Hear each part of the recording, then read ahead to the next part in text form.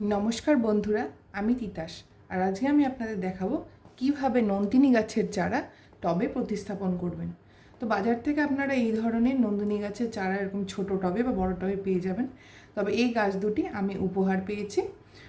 तो एई गाछ दुटी आमी आपनादेर आजके पटिंग करे देखाबो किभाबे एई गाछटिके आमरा प्रतिस्थापन करब एबं कि धरनेर मिडिया होबे।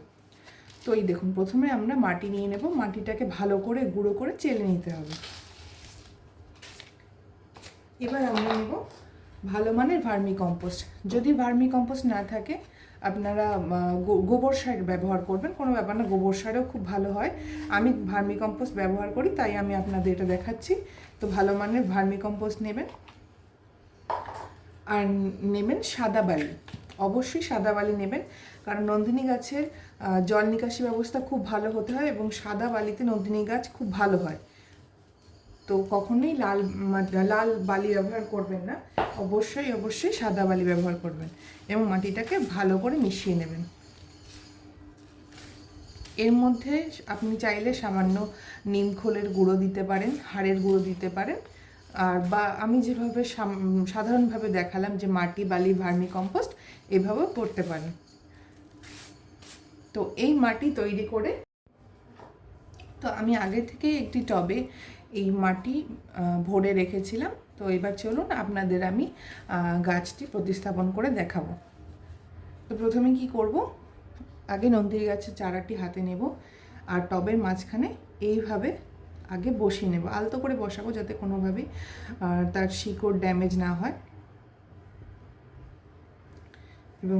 এবং আস্তে আস্তে টবের গায়ে বাড়ি দেব যাতে গাছটি টব থেকে বেরিয়ে আসে।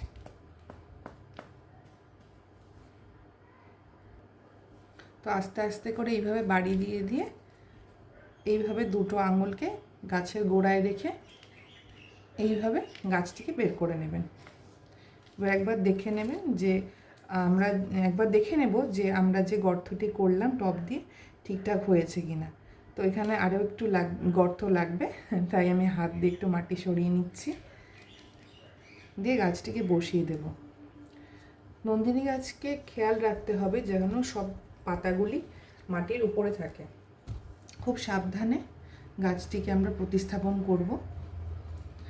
আলতো করে হাত দিয়ে মাটিটা গাছের গোড়ায় দিয়ে দেবেন, আর অবশ্যই খেয়াল রাখতে হবে যাতে কোনোভাবেই এর শিকড় ড্যামেজ না হয়।